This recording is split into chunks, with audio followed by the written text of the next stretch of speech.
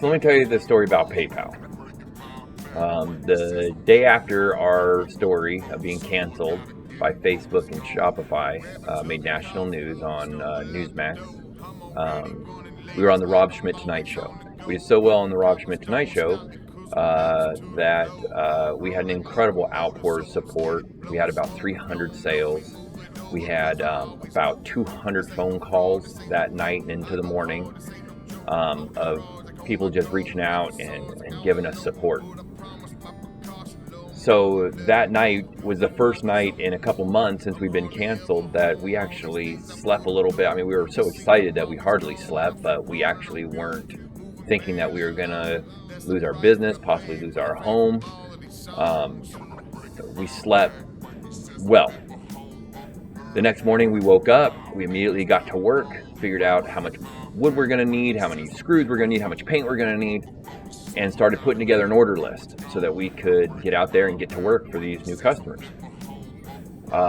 When we went to pay for that wood, our card was declined. And we couldn't imagine why, because there was more money in our account than we had ever had in our life. We hadn't spent a cent. So why would our card be declined? So we called PayPal to find out what was going on. And we spoke to a customer service representative named Scotty. When we asked him, what's going on? Why are you guys holding our money? He let us know. And when can we have it back? When can we get this released? He said, no, you're not going to get it. We're going to review this in 6 months. And in 6 months, we'll let you know. So in the meantime, we had to fulfill 300 orders. We had to pay all of our household bills, pay all of our business bills, feed our family, and we didn't have any money. PayPal not only held the money from the orders we had, but the several $1,000s that we had prior to that. So they literally cleaned us out. We had a few $100 in our personal account, and that put us in a full panic. So when PayPal did this, when we asked them, what's the reason? Scotty, what's the reason? Why are you guys doing this? He said, and I quote, you guys have a shady business model, and we don't think you're going to be in business very much longer. Now, if you have an influx of more orders than you've ever had in a short period of time, and you hold all that money, you can guarantee that business is going out of business. No doubt about it.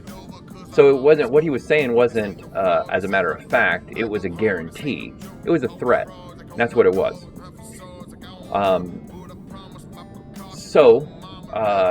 That's the reason for our Boom Time segment. That's why we took the logo of a company that metaphorically blew up our company, and we are metaphorically blowing up their logo. Absolutely, there's no harm. I don't wish anybody over at PayPal any harm. I certainly don't wish any harm to anybody. We don't have any hate in our heart at all. But this is just me. This is therapy. This is how I deal with it. Make a little bit of fun of it. Have a little bit of fun with it. And it actually makes me feel a lot better. So that's basically our PayPal story. For no reason at all, they took the money. They pretty much told us what it was for. It was to put us out of business. That's what they wanted. Scotty made that clear. The only way we got our money back was when Harmeet Dillon in the Center for American Liberty got involved. And when they got involved, Harmeet immediately contacted them, and she was able to do her magic and get them to release some of our money so that we could work with it. We could start buying wood and buy materials and get to work. But it wasn't enough to get it all done by any means. It wasn't even close to that. It wasn't even half of what we needed. So, but Harmeet stayed at work. She kept on getting them to give us a little bit more, but we had to keep on going in and checking in with PayPal. Every month or so, we'd have to report to them and let them know how much work we had done, how many orders we put out, what we had done, and get their approval to get more of our money. And that went on for 11 months. At month 11, we pretty much had all the orders done. We just needed the last $10,000 that they were holding so that we could just ship out about 150 flags that were the last ones.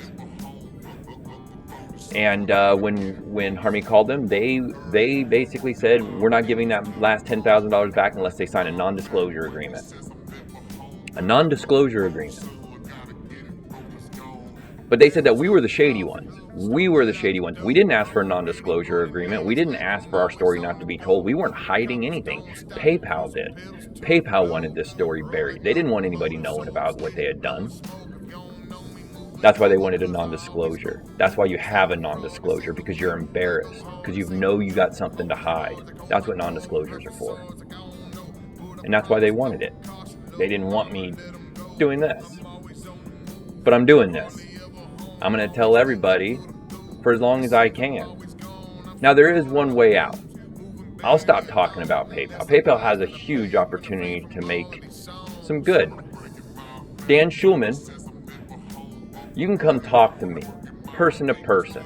We can have a respectful sit-down conversation, and you can better help me understand better why you did what you did and why you put a 6-month, you required lawyers. There was no type of oversight that somebody that knows anything about business could come in and be like, okay, this is wrong. We gotta work with our customer. We gotta make this right. There was none of that. So why don't you come down? I'll stop telling my story in a negative tone. And I'll tell people, if you sit down with me, I'll tell everybody that, hey, look, as soon as he heard that I asked him to sit down, he sat down. And we worked it all out. Now I understand better why he did what he did. His company did what they did. And we can all feel better about it. I'll have an explanation. I don't think that's going to happen. I don't think there's any way that Dan Schulman will ever sit down with me to explain this, because I don't think that he cares about small businesses. I don't think that he cares to understand what, when he does these things, happens to the business and the family. I don't think he cares one bit. But if he does, I'll hear from him. I'm easy to get a hold of. You can just go on our website. There's a phone number. You can call me directly. You can also call Harmeet Dillon. She can definitely get a hold of me, and we can make an arrangement through her. I don't think that's going to happen, because I think that you're the shady business, not us. I think you're too shady to come talk to me. But until you do, I'm going to keep on telling my story. I'm going to keep on blowing up your logo in my yard, and I'm going to keep on doing the therapy that I know how to do, and have some fun with it. I'm going to tell my story, and there's nothing you can do about it besides come have a chat with me. Let's talk. Let's